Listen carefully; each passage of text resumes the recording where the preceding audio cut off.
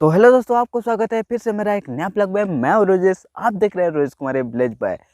तो इस ब्लॉग में मैं खुद के बारे में बताने जा रहा हूं और ब्लॉगिंग क्यों चुना ये बताने के लिए जा रहा हूं, ताकि मैं आपसे कनेक्ट हो सकूं और आप मुझसे कनेक्ट हो सके और ये कनेक्शन अच्छे से हो सके, इसलिए ये ब्लॉग है। तो मैंने इस ब्लॉग में मेरा बारे में और ब्लॉगिंग को क्यों चुना इसके बारे में आपको मैं आगे एक्सप्लेन करूँगा।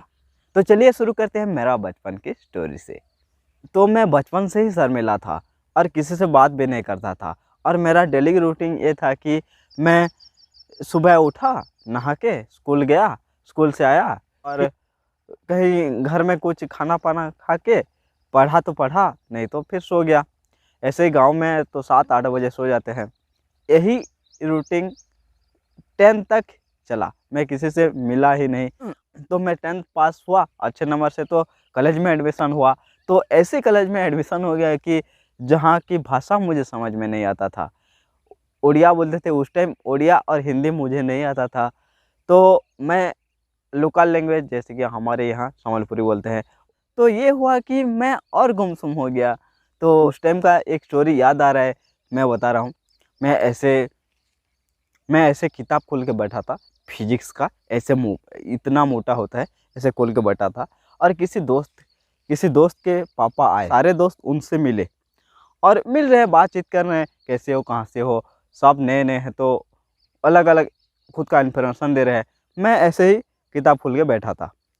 तो कुछ टाइम हुआ, 15 मिनट गया, आधा घंटा का, 1 घंटा गया। उन्होंने मुझसे बोला कि ये गूंगा है क्या, कुछ बोलता भी नहीं है। तो उस टाइम थोड़ा लगा, दिल में लगा। तो इसी तरह +2 भी ख़त्म हो गया और +3 में एडमिशन हो गया।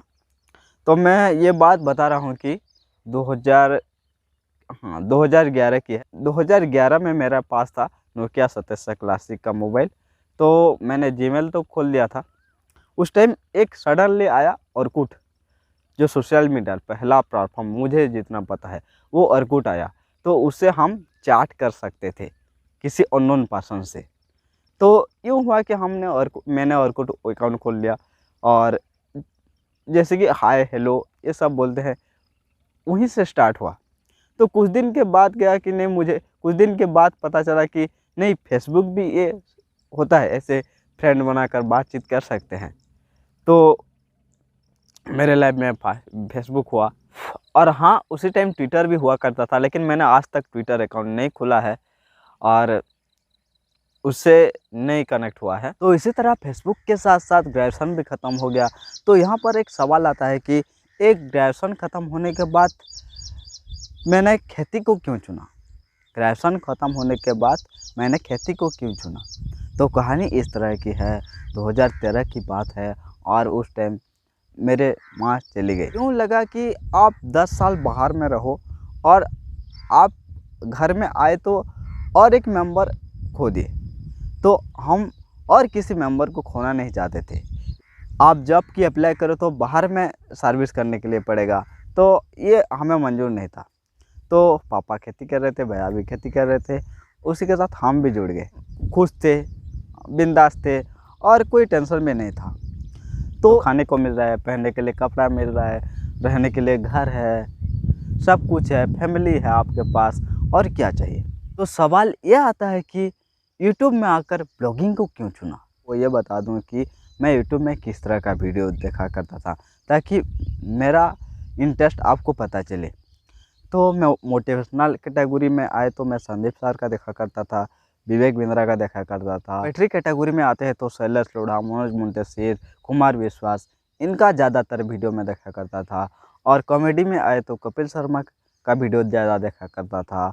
और खेती बाड़ी के जो रिलेटेड होता था वो ये वीडियो देखा करता था। और न्यूज़ में आए तो आज तक, जी न्यूज़ में सबसे ज़्यादा सुधीर चौधरी का वीडियो देखा करता था, जो डीएनए आता है रात के 9 बजे, वो टीवी में देखता था और मोबाइल में भी देखा करता था। और पॉलिटिक्स की बात आती है तो मैं नरेंद्र मोदी, राम नबी आज़ाद, राज गब्बर ये अच्छे से बोलते हैं, नितिन गडकरी ये बातों को अच्छे से बोल सकते हैं।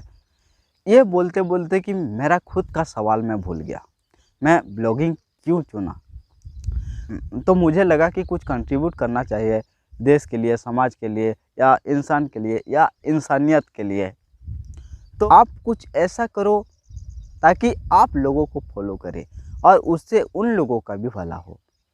तो अभी आते हैं मेन टॉपिक पे। मैं यूट्यूब में खेती के रिलेटेड वीडियो बनाना चाहता था, या पढ़ाई के रिलेटेड, या फैक्ट के रिलेटेड कुछ वीडियो बनाना चाहता था, या हिस्ट्री या कल्चर के लिए कुछ इन्फॉर्मेटिव, कुछ नॉलेजेबल वीडियो बनाना चाहता था। लेकिन ये हुआ कि मैं कैमरे के सामने बोल ही नहीं पाता था, और इससे ये होता है कि मैं लोगों के लिए कुछ अच्छे इंप्रेशन दे सकूं, उनका कुछ भलाई हो सके, ऐसे वीडियो बनाना चाहता था। लेकिन कैमरा के सामने बोल ही नहीं पाता था, इस तरह जैसे बोल रहा हूँ। अभी तो थोड़ा बेटर है, लेकिन परफेक्टली नहीं हुआ है अभी तक। तो मैं ब्लॉगिंग को चुना क्योंकि इस ब्लॉगिंग में ये होता है कि मैं ये खा रहा हूँ, ये पी रहा हूँ, ये मेरा घर है, ये देखो मैं बासी पकल खा रहा हूँ, ये देखो मैं खेती कर रहा हूँ, ये देखो ये मेरा बैगन का खेत है, ये देखो ये मेरा घर है, चलो नहाते हैं। ऐसे ये होता है इसमें, इस ब्लॉगिंग में। तो मैं खुद को एक्सप्लेन करना चाहता था, मैं खुद को फ्रीक्वेंटली बोलने के लिए कोशिश कर रहा था। तो थोड़ा बहुत सुधार हुआ है मुझे जैसे लगा है। आप कमेंट करना कितना सुधार हुआ है। तो डायरेक्टली ये बात है कि मैं कैमरे के सामने अच्छे से बोल पाऊँ, इसलिए मैं ब्लॉगिंग को चुना। और आगे मैं कुछ नॉलेजेबल और कुछ फैक्ट रिलेटेड या कुछ लोगों को भलाई हो ऐसे चैनल खोलने वाला हूँ। तो उसके लिए आप प्रे कीजिए कि मैं अच्छे से बोल पाऊँ, खुद का जो नॉलेज है उसको एक्सप्लेन कर पाऊँ। तो इसी के साथ मैं आप लोगों की भी धन्यवाद देना चाहता हूँ, क्योंकि इतने दिनों तक हमारे साथ रहे, मेरे को बर्दाश्त करते रहे।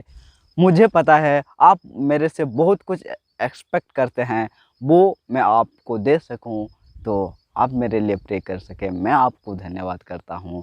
तो इसी के साथ इस ब्लॉग को एंड करते हैं, फिर मिलते हैं नया ब्लॉग में, नया अंदाज में।